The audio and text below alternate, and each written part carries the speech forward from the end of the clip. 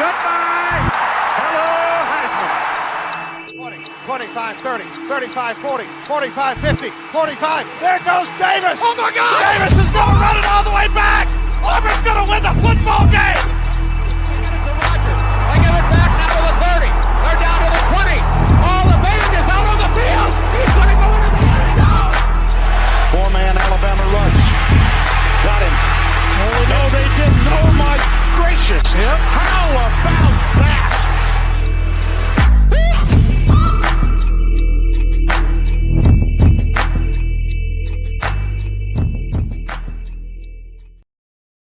Welcome in, one and all, to another episode of the Three Technique, the college football podcast at the intersection of the X's and O's and the Jimmys and Joes. I'm Trey Reeves. I'm joined by a very special guest tonight, Mr. Tyler Nohe of Always Talking Ball. Tyler, thanks for being on the show, man. What's up, Trey? I can't wait to talk some Notre Dame football tonight. I appreciate you guys having me on. Absolutely, absolutely. No better person to come on and talk Fighting Irish. And you said it right off the top. We are through all of our conference previews. We've still got Notre Dame and three other teams to talk about this week as we kind of round out and cross all the T's and dot all the I's before getting into the season. Tell the folks just a little bit before we jump into that, though, just about your connection to Notre Dame, your show, wherever you want to take that to introduce yourself.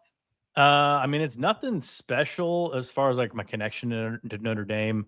Grew up watching them. I live outside of Indianapolis on the northwest side. Grew up in Indianapolis. Grew up watching the Irish on NBC, since early 90s.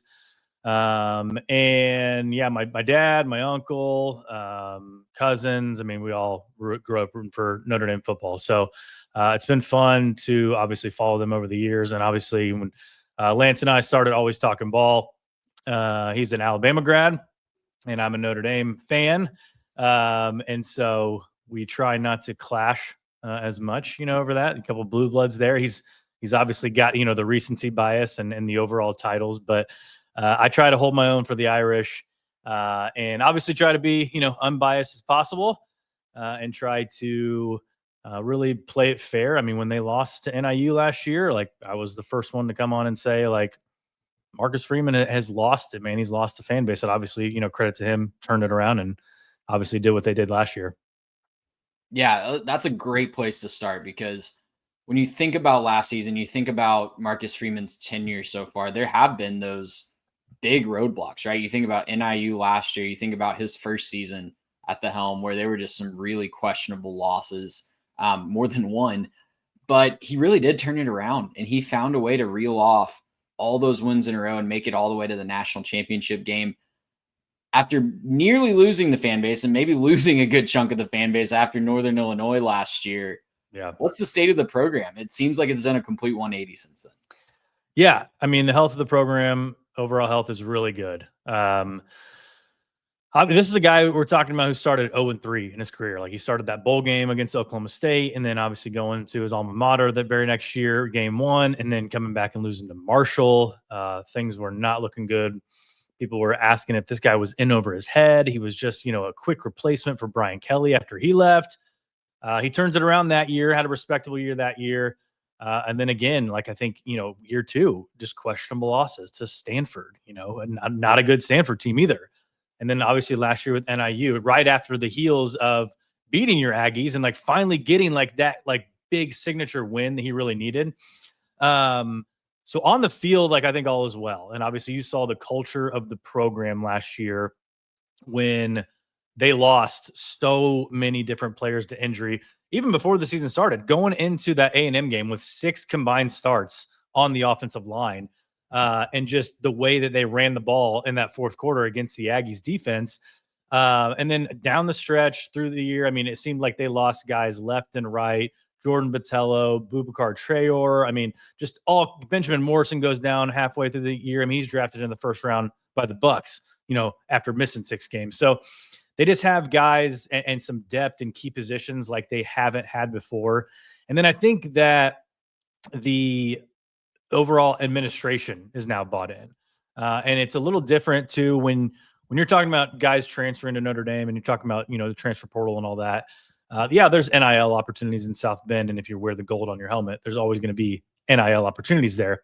But like the transfer portal is something different where they've either got to look at guys who are just like, past their freshman year or they're grad transfers. Because you get too deep into some of those other schools, those credits are not going to transfer and it's not going to make it worthwhile for a lot of those guys. So you see a lot of grad transfers at Notre Dame. That's why their defenses are so old all the time. And then you look at the administration, like I mentioned, and you talk about a couple years ago, they needed to replace Jared Parker as offensive coordinator. And their main guy was, if you remember right, Andy Ludwig from Utah. And there was a big to-do about that and how they didn't want to pay his salary. They didn't want to pay his buyout. And there wasn't that buy-in from the administration yet. Obviously, it all worked out because they got Mike Denbrock instead. And so they had to replace Tommy Rees. They replaced him with Jared Parker. They replaced Jared Parker with Mike Denbrock. So I just think like overall, obviously Jack Swarbrick has set up this university just fabulously, like with his NBC deal, with the CFP deal they have, and how he got them slid in there with, first they were just going to, have the 5 seed as the highest they could get. Now there's no seed. Now they can get the bye. So it's like they're getting the best of both worlds there. And then Pete Bavakwa taking over for him as AD. It's just kind of, it's everyone's bought in, it seems like, from a university standpoint. Man, we're partying like it's, 1940 in South Bend. It's a good time to be a Notre Dame fan. I'll just say this real quick before we move on to 2025. I think they were the most consistently impressive team in all of college football last year. I know the upset loss notwithstanding, but watching them live, Garrett and I were at that game in College Station last year, and we were sitting right behind the Notre Dame sideline.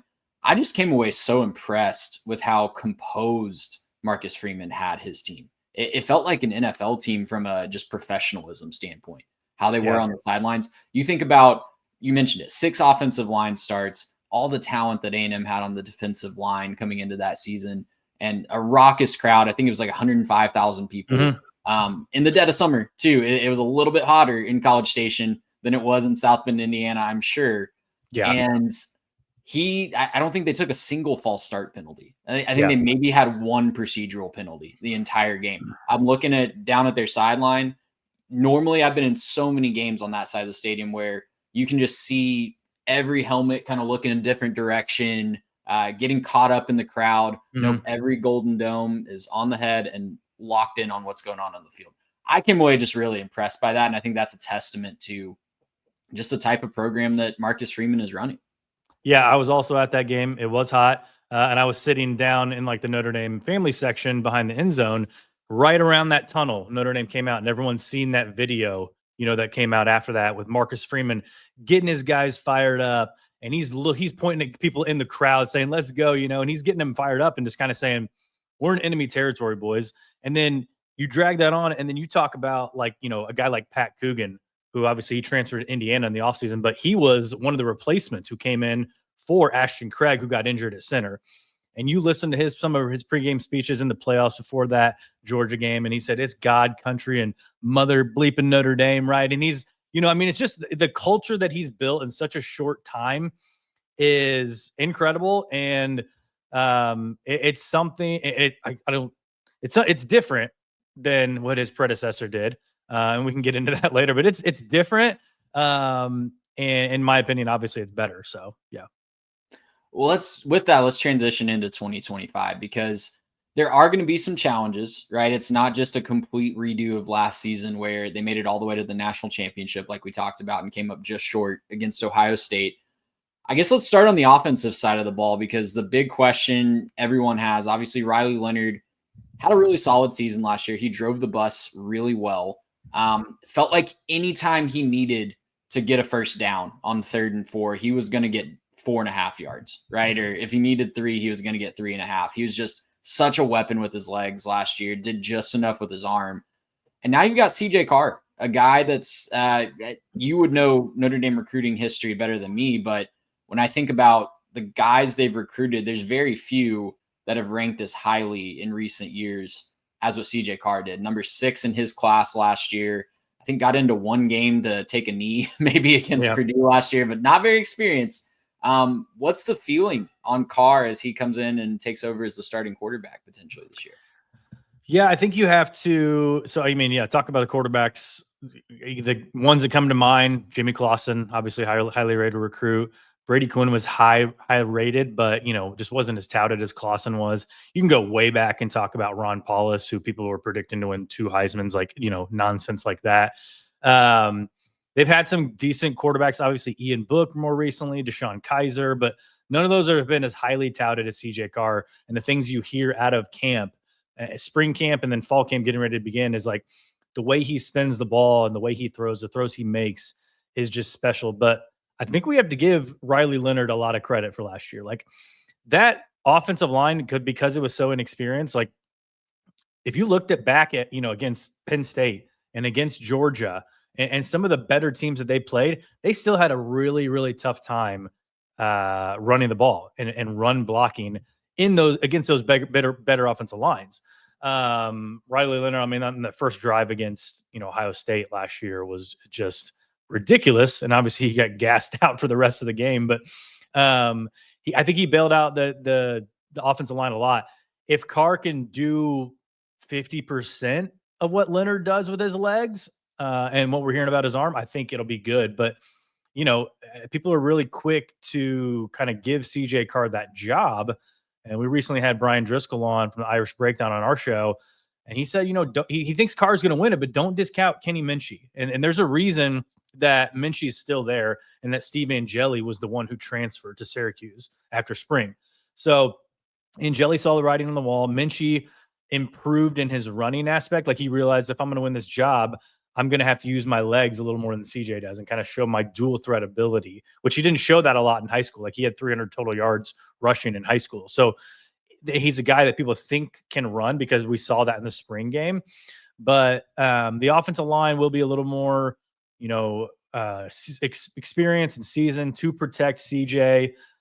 He's going to have, a really underrated and a really good receiving core to throw to, just pass catchers all around. And then I'm sure we'll get to the running backs, but just having those 2 guys behind you and those 3 or 4 guys behind you to take some of the pressure off is a game changer for, a young quarterback like that as well, especially those first 2 games on the road in Miami and at home against A&M. Yeah. He's not going to come in and need to throw for 3,000 or 4,000 yards for Notre Dame to have a successful season. You mentioned the running backs. It's a stable, and it's highlighted by Jeremiah Love and Jadarian Price, who both were incredible last year. Jeremiah Love, we're thinking he's fully healthy and ready to go going into the camp, right? Yeah. Yeah. Okay, good. So yeah, I mean, it's a deep stable, as deep as any in the entire country. And you're right. I really do love what they did in the portal. They lose Bo Collins and Mitchell Evans from last year, but Malachi Fields was an awesome pickup, and I'm really excited to see what he can do, especially if he can establish that connection with Carr early on. I think this offense could be even better than it was last year. I know they were a defensive-led team that kind of overshadowed a really good offense last year, but this could be an offense that is better than most that we've seen in recent memory at Notre Dame if it really reaches its full potential.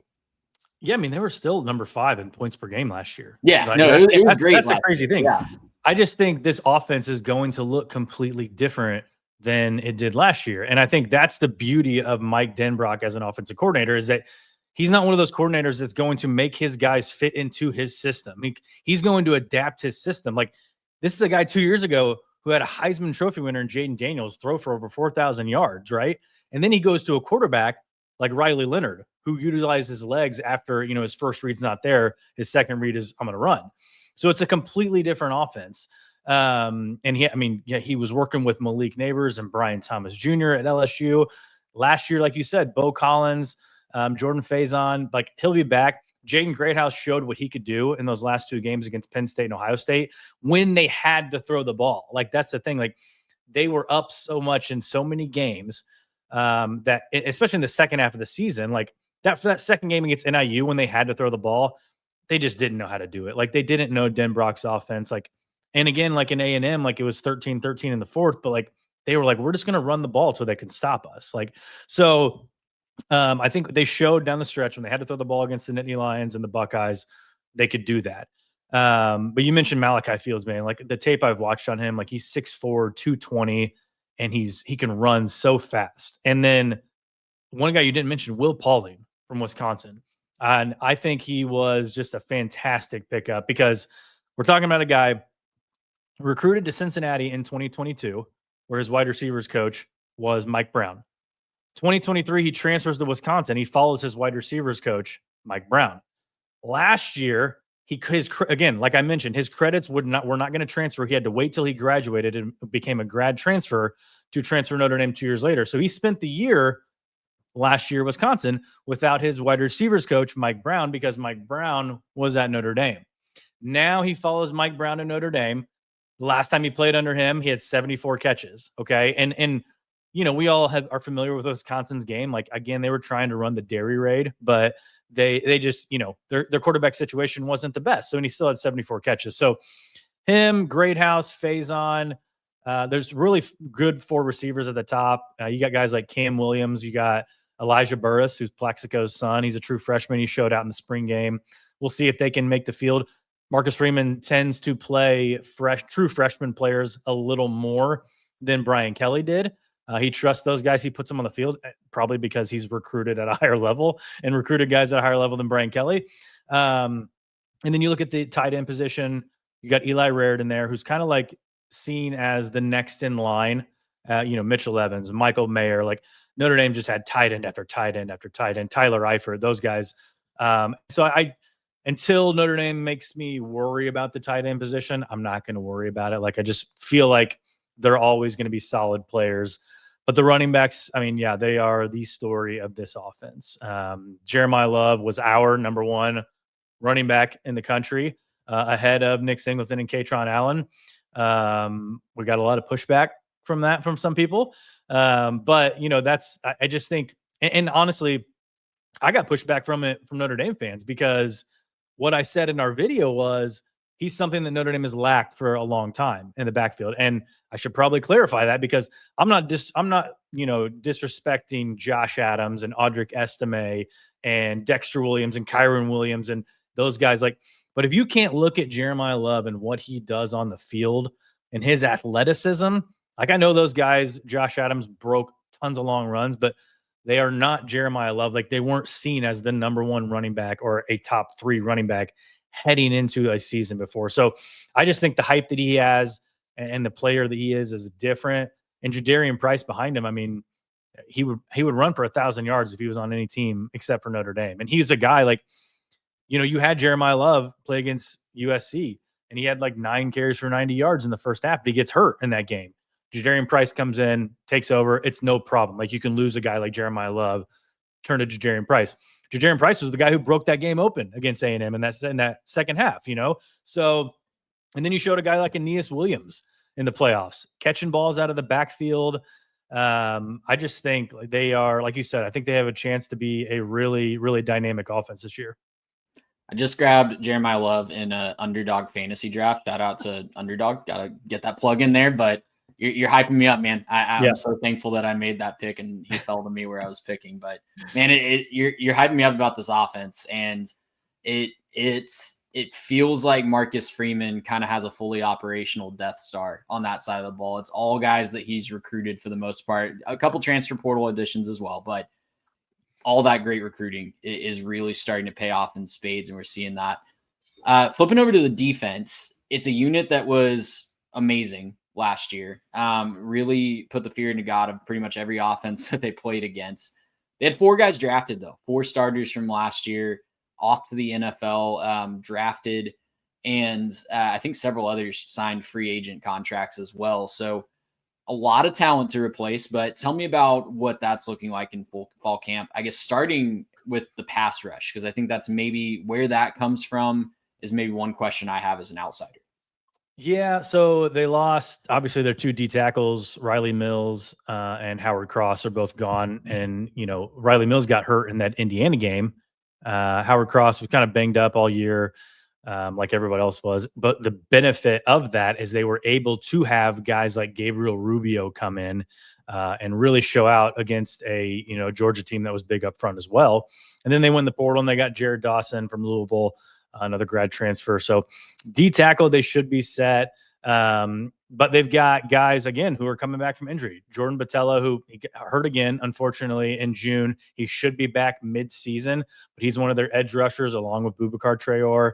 And so I think they'll be just fine on the pass rush.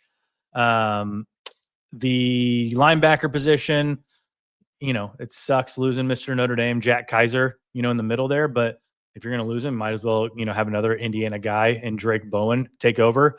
You've got Jaden Osbury back there. You've got Kingston Viliamuasa back there. That's another position where they are incredibly deep, is that linebacker.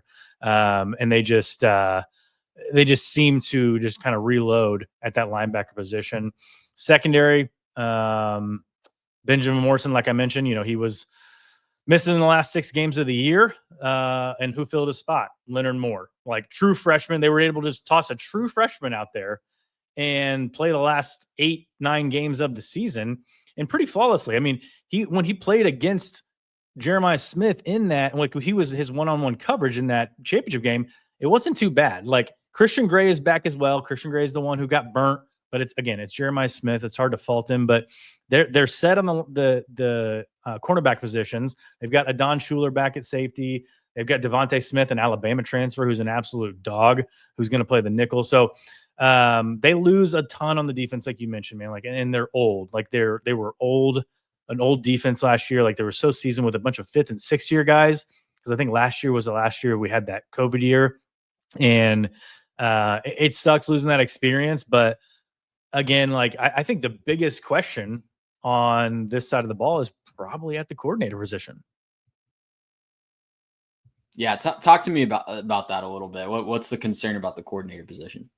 I mean, it's Al Golden who left, to go to the Cincinnati Bengals, I think. And you replace him with a guy in Chris Ash, who obviously was a head coach at Rutgers. That's kind of what everyone goes to immediately. Not a successful head coach, but you immediately say, like, okay, not everyone's meant to be a head coach. Like, let's look at Matt Patricia right now, who's at Ohio State, right? He was a defense coordinator in the NFL just fine. Head coach for the Lions was an absolute train wreck. And so not everybody's meant to run to steer the ship. Like, you need guys on the sides, doing some fishing, and you need some guys, throwing some lines in. And I think that's Chris Ash. This is a guy that Urban Meyer entrusted his 2014 and 2015 defense to. He's a guy that Urban Meyer called the hire of the offseason, like the coordinator hire of the offseason, which, I mean, think what you want about Urban Meyer, but guy knows how to coach ball. Like, he knows college football. I just think Chris Ash does things a different way than Al Golden did. Again, though, when Al Golden came in, he hadn't been a coordinator in college for a long time. It's the same with Chris Ash. So again, it's kind of going back to the overall health and everything of the program. But I think Marcus Freeman's reached a point where until he screws up one of these hires, like, you got to just kind of give him the benefit of the doubt now. Like, he's making the right decision. And Marcus Freeman's a defensive side. Like, he's a defensive guy. Like, he played linebacker at Ohio State. So he's going to have a little more input on that side of the ball. And especially knowing that he's got Denbrock on the other side to control the offense, like, he can have a little bit more input on the defensive side of the ball. So if you're going to trust him anywhere, it's got to be that side of the ball. Yeah, if I'm ever going to have a question about one of my coordinators, I definitely want it to be the side that my head coach has experience in. Yeah. That's exactly the point I was going to bring up. Yeah, and it's not like Chris Ash, you mentioned it. He was at Ohio State when they were humming on defense. He was at Wisconsin when they had some really good defensive teams as well. Arkansas a little bit there, following Brett Bielema around. So this isn't some no-name guy that's just off the street, but there's a high standard to live up to be sure. Let's move on to the schedule, Tyler, before we get you out of here. And to my eye, as I look up and down, I think it's definitely tougher than last year, if not just because of the home road splits. You open at Miami, like you mentioned earlier. You host Texas A&M after a bye week 3. There's a little bit of a break after that, and then there's a very interesting 4-game stretch rather, with a trip to Fayetteville, Boise State, NC State, and USC at home, potentially the last battle of the Jeweled Chalet for quite some time, but depending on if Lincoln Riley figures that out or not. But yeah, the front half, a lot of landmines there that could be stumbled upon, but definitely manageable. Yeah. At Miami. So that's a Sunday night game too, Labor Day weekend. So it'll be a standalone game. And it's eerily similar, I think, to last year. Like they had the primetime slot on Saturday night in College Station. So it's eerily similar. It seems as though that Marcus Freeman has his guys ready for that first game for sure. And so it's nice that the bye comes after that before A&M, to where you can't have like that high of like going on the road and winning, especially, A&M, they'd probably be hyped up for. Like NIU, they were 28-point favorites. It just kind of got away from them. So, Purdue on September 20th, like probably not an issue there. That Arkansas game could be tricky, but it is 11 a.m. Central kickoff. So that's if it was a night game or a little night atmosphere, like that would be a little tougher in my mind, because obviously we saw Tennessee go to Fayetteville and lose last year. The Boise State game I will be at. I'm trying to get my partner in crime, Lance, to go to his first ever game in South Bend. So I'll be there for sure against Boise.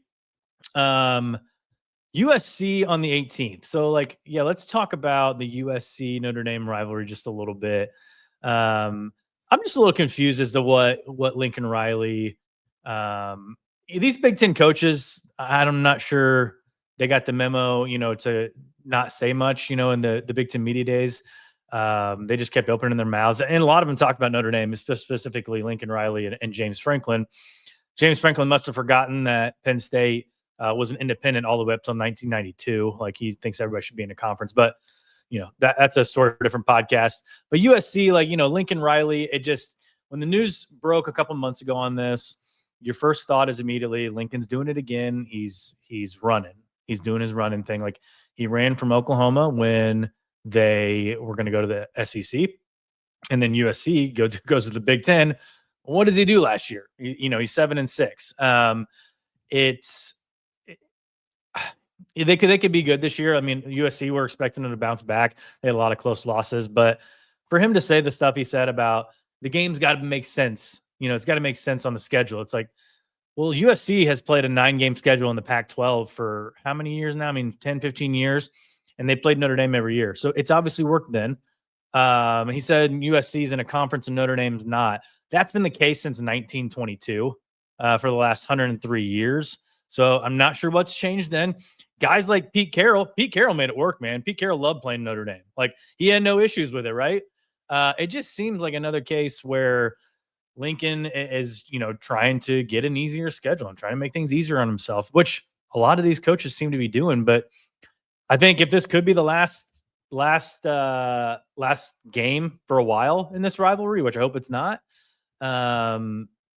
just due to comments and Freeman will be talking to his guys about SC backing out, and it could get ugly again. It's been ugly before the past couple of years in South Bend.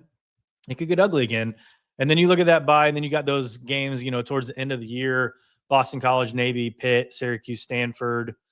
None of those really scare you, but you're tempted to say, okay, it's a 2-game schedule, right? Or maybe 3-game with USC, but it's 2 games. Like you get past Miami and A&M and you're 2-0. You might as well, you could be pretty close to penciling yourself into a spot in the college football playoff. What was everyone saying right after they beat A&M last year, though, right? They had vaulted into the top 5, and then they go losing NIU. So, it's really tough to predict like a 12-0, type season, especially because anything could happen. And honestly, I don't know if I could see any team going 12-0 in college football this year. But again, you wake up on September 14th and you're 2-0. I would either say you're going to go 12-0, or I would say watch out for Purdue. Yeah, exactly. I that would be the most Marcus Freeman thing, unfortunately, to have 2 massive wins and then little old Purdue comes in and just finds a way. I